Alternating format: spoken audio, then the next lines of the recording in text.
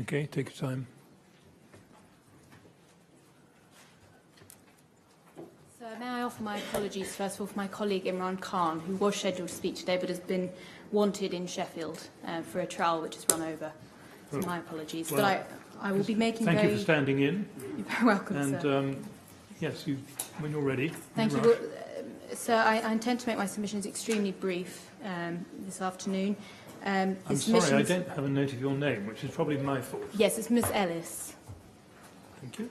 I appear from Imran Khan Partners on behalf of 23 call participants who are both resident survivors and family members of deceased parties. Yes, thank you very much. The submissions that we had intended to make today, a large part of them have been adopted in the submissions made by those who precede me, and I don't intend to repeat those. So I'm instructed here, in particular by those attending today, just to underline really two key points. Yep. The first is simply to join others who have been represented earlier in the day today in pleas for members of the community to be part of a decision-making panel rather than a consultative panel. In particular, I endorse the submissions of Mr. Mansfield that distinction is important.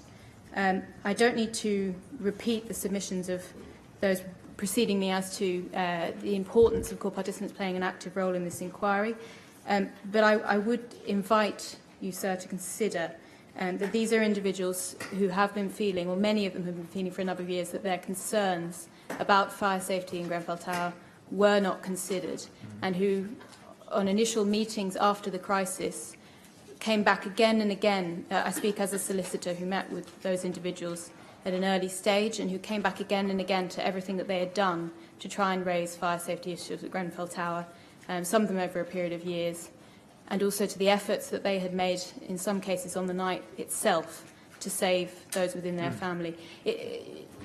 Mr. Chairman, you'll be minded very much of the importance that they are heard, but it is, I would say, a vital opportunity to empower those individuals by allowing them to feel part of the decision-making process. They already feel that they're going to be asked to give a great deal in this inquiry. Many of them feel exhausted by the day-to-day effort of surviving in hotel rooms and in the many processes of their grief. I would suggest that it would be perhaps a groundbreaking opportunity for members of a community who have not had an opportunity to influence public policy previously to do so, and that in turn would benefit the inquiry and wider society. Reference has been made already today to the Macpherson-Lawrence inquiry and the importance of a diverse panel in ensuring the community's trust and confidence in that inquiry. My firm continues to be instructed by Doreen Lawrence, the mother of Stephen Lawrence, and the family remembers to this day, 20 years on from the inquiry, while they continue to fight in investigations concerning the police's conduct all those years ago.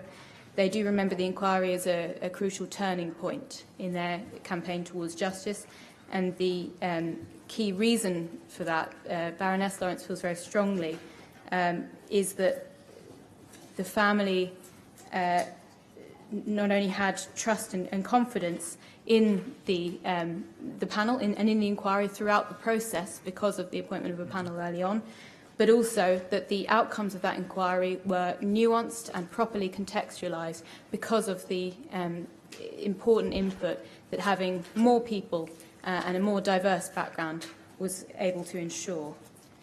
And so the only other matter on which I've been instructed to address you very briefly today is on the issue of early disclosure, about which many other individuals on this stand today have spoken already.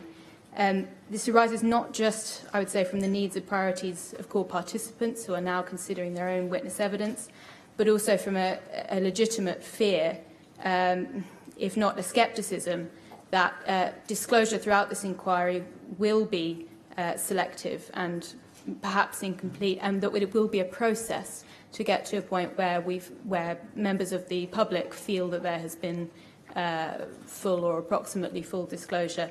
I say that with the greatest respect, sir, but what I mean is that We know from our experience of inquiries, and some of which my firm has been instructed in relation to, and others in the room today will be able to testify their experiences in relation to the Hillsborough inquiry and the defensiveness of institutions over a period of years, where there was culpability attributed early on.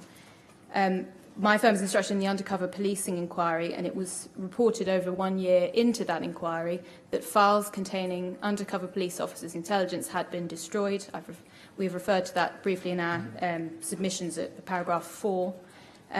It's not to tap the present inquiry team on the knuckles and tell them to get their act together. I appreciate what's being done, but our feeling is that if a tranched approach to disclosure is made, so that things can get going, the process can get going early on, that will enable not only greater confidence in the inquiry, but also opportunity to identify early on gaps in disclosure.